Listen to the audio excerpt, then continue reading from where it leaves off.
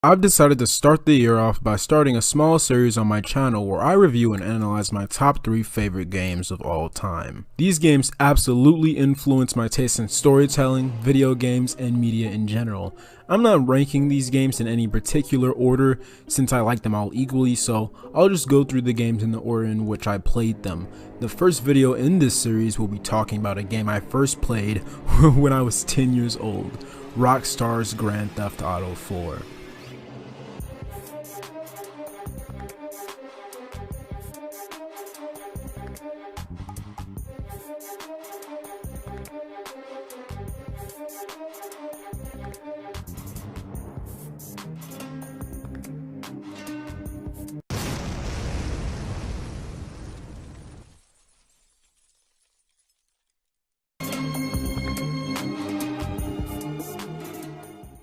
This game is without question my personal favorite GTA game in the entire franchise. San Andreas was the first one I played around the same time I got GTA 4 for my Xbox 360, and even though San Andreas absolutely amazed me, Grand Theft Auto 4 absolutely blew me away.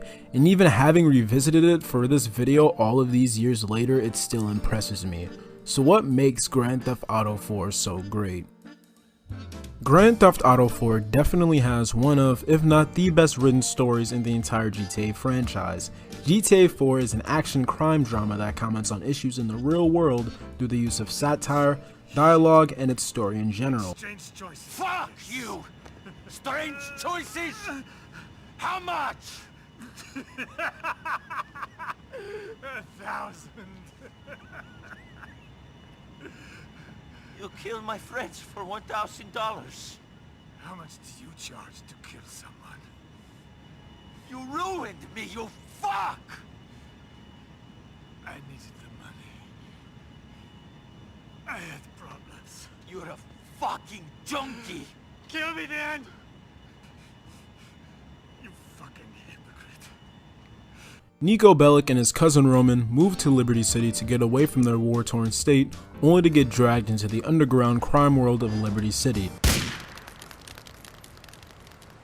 You were the stupid one, Vladdy boy. Nobody fucks with my family. Tragedy, violence, drama, and humor, all perfectly balanced and carried by a cast of excellent voice actors. This is ultimately what carries the game. This absolutely brilliant cast of diverse criminals, from mob bosses to wannabe heroes to a drug addict who gives you $100 for no reason. I am doing good. There is no I, there is only we. It is a glorious system, comrade. Excuse me? You're excused, comrade. You're excused. Now go and mind salt for 50 years. You're a dick. I'm a rich dick, friend. I'm young and rich and loaded. Tell you what, have $100 on Uncle Sam, Benjamin motherfucking Franklin. Freedom! By the end of this story, you will actually get attached to and remember a decent amount of these guys, and that's not something I can say for a lot of games, especially today. These characters are people who, good and bad, are ultimately trying their hardest to survive in the actual main character of the game, Liberty City. Liberty City is dirty, depressing, polluted, grimy, corrupt, and any other word you can use to describe. Insert random crime-ridden Midwestern American city. Nearly every alleyway, street, and building that you can enter shows some sign of life. The amount of detail in this game's world is amazing. Liberty City feels lived in, it feels alive, all of it, even the NPCs. Ride the wave, you hear me? Ride the wave! Or you'll end up in darkness. I've been there, it's not. And that's why GTA 4 is such an amazing game to me. Just like GTA San Andreas, despite its limitations, Liberty City feels real. Every time you play this game, there's a decent chance you may stumble upon a place that you never even recall seeing before, despite having hundreds of hours on the game. And even though we all know that there's no hidden final secret in GTA 4, I'd say most of us who still play it regularly think about it all the time. When a game gets you so invested into their world that you begin to think about and even explore for more, even though you know for a fact that there's nothing more to find, that is when a game has undoubtedly succeeded at building its world. The story, its likable and genuinely interesting cast of characters, and well done gritty atmosphere makes it unique and arguably one of the best games in the entire franchise.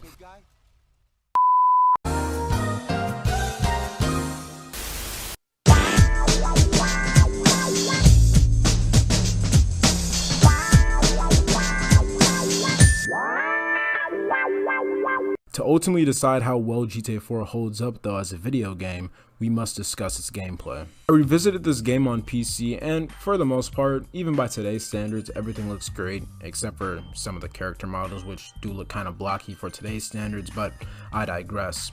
The game looks and runs well, the UI is easy to navigate, and the HUD is just enough. Just your map at the bottom left and your weapons at the top right. It's simple and I like it.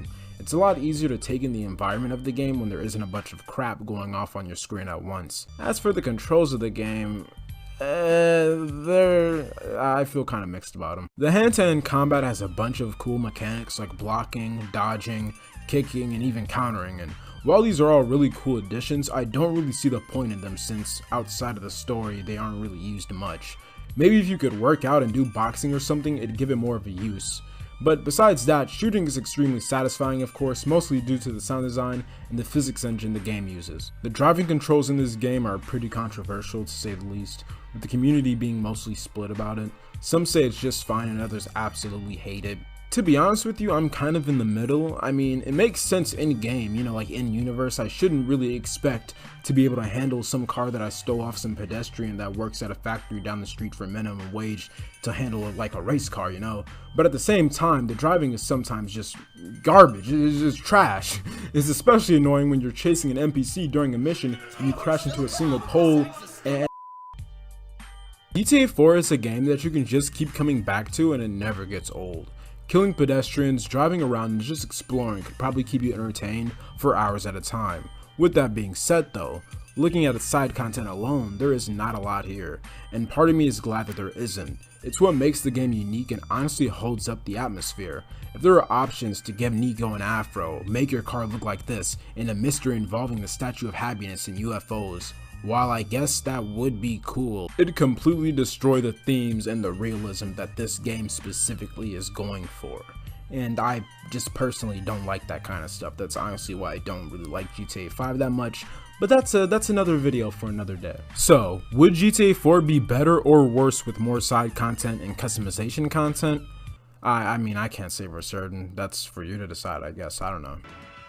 GTA 4 is an amazing open world game that still holds up today, not because of the graphics or the size of the map, but because it's an amazing single player experience and one you can tell so much care and work went into. So many tiny details, mystery, bits of lore, and brilliantly written characters that all add up into creating Liberty City, one of the most immersive open worlds I have ever played through. Along with an amazing story mode that gets you hooked onto the entire cast in just a few hours and keeps you on your seat for its entirety, GTA 4 is one of the best single player experiences I've had, and I definitely recommend it to anybody who hasn't played it yet.